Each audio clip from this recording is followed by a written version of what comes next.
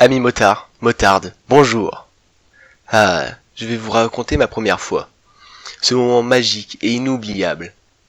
Non, pas celle-ci, celle-là. Lieu du délit, le circuit Carroll. L'objet du délit, une surpuissante et magnifique R1 2015.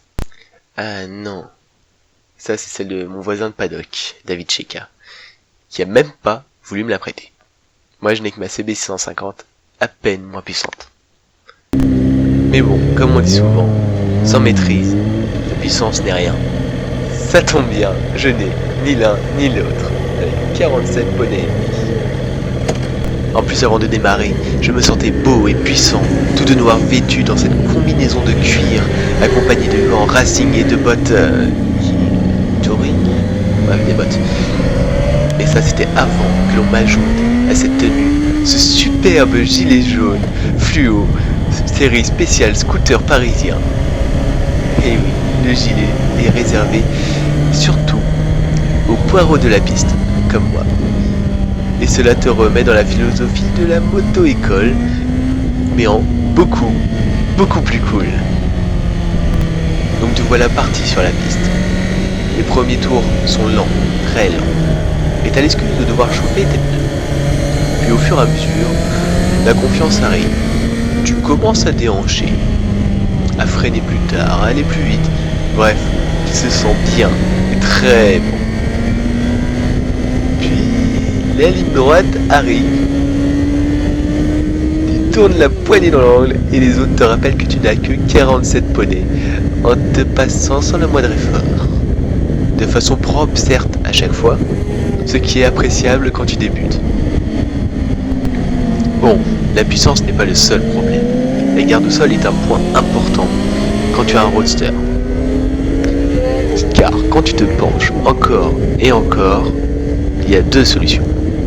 Soit ton genou touche, et là le Saint Graal est atteint, tu peux arrêter tout de suite et rentrer chez toi.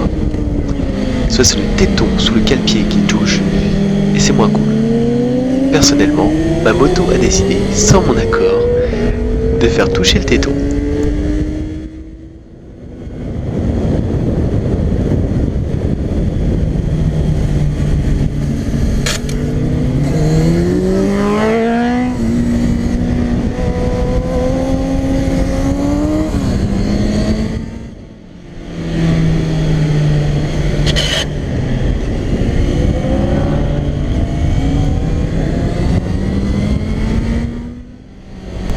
Sans oublier le fameux pif-paf et son changement d'angle rapide qui au début est très laborieux, puis passe de mieux en mieux, sans pour autant être au niveau de mes camarades de jeu.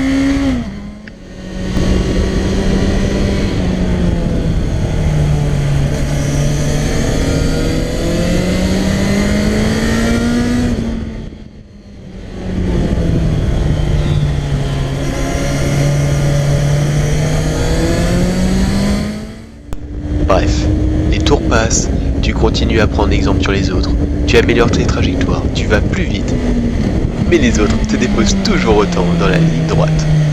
Mais tu essaies de compenser par un freinage tardif, et tu essayes aussi de rester au contact dans les virolos. Enfin, tu essayes. Par contre, on est d'accord, David Cheka est un mauvais prof. Il va beaucoup, mais beaucoup trop vite pour que l'on apprenne ses trajectoires. Hashtag va trop vite.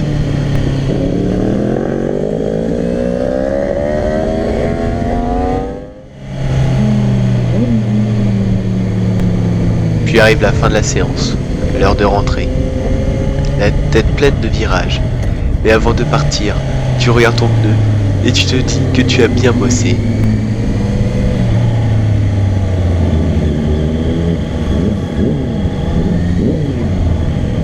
Si tu as aimé, ajoute un pouce bleu en bas de la vidéo. Sinon tu peux aussi regarder ma dernière vidéo en cliquant à gauche ou t'abonner à la chaîne en cliquant à droite. Sur ce, soyez prudents.